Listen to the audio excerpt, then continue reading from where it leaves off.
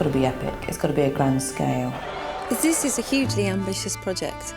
The design department is extraordinary. I mean, just extraordinary. The scale and the level of detail is so incredible. It's like being in a brilliant psychedelic disco sometimes, in a kind of frozen north sort of a way.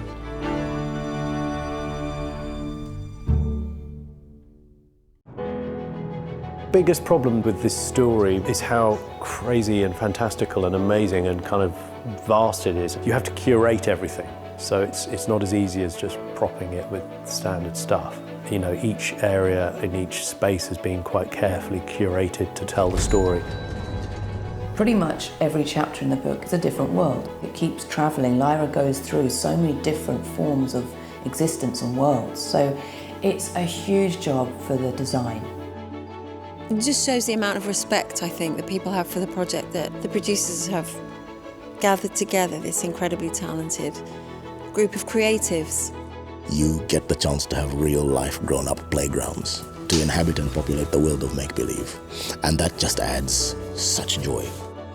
Asriel's lab has so many little things. They are so detailed. It's like they have every single switch. It actually really helps acting-wise. We've had such vast, complex builds on this show, from Oxford Elements, where we did vaulted ceilings, and everyone was looking in the brushes and going, it just looks real, wow, you know. Mrs. Coulter's apartment in London. It's terrifying because it's in her likeness, Mrs. Coulter's likeness, and her golden monkey. But I don't think you would know it until you spend a few days there, and then you're like, oh, this place is kind of creepy. We built an entire town on the Brecon Beacons. It was an amazing feat. It was literally a whole town with interiors, exteriors, a dock, and it was for one episode, and I think it's very exciting. Trollesund in particular has been my favourite, because you really are transported to a small, gritty, hard-bitten, dangerous outpost somewhere far, far away in the north. And they've got half a dead whale and the blubber machine and all, it's just all so real and visceral. Just blows my mind. Just the scale and the level of detail is so incredible. It's exactly what you want when you're fulfilling a fantasy world that so many people have imagined in their own minds. I was looking out a window and there was like lentils or something, but it had a label about how much these were. Now that was never ever going to be featured, but someone had taken the time to do all that. You think it doesn't matter, you think, well, nobody's going to see that, but actually, it does matter. What is it? It's an alethiometer. I love the alethiometer. It's brilliant. It's really heavy. I actually had like the shoulder bag from Mrs. Coulter's episode. It kept on breaking because of the weight of it. But it's amazing. It has literally all of the drawings. You can like move the needles. This was another bit of a design journey because of what it means to the audience, what it means to the book. And with the alethiometer, there wasn't really a conscious decision to make it not round, because it is kind of round, as it were. But there was a kind of feeling I had that I didn't really want it to look like a Victorian pocket watch.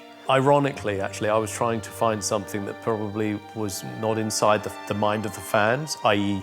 round, for a start, because I wanted to explore other shapes and feelings and sizes.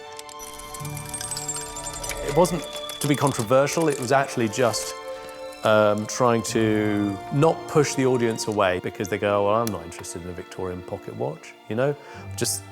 I wanted it to like look special. I break everything, but I did not break the alethiometer, because like props are like, if you break the alethiometer, that is very expensive. What do the symbols mean?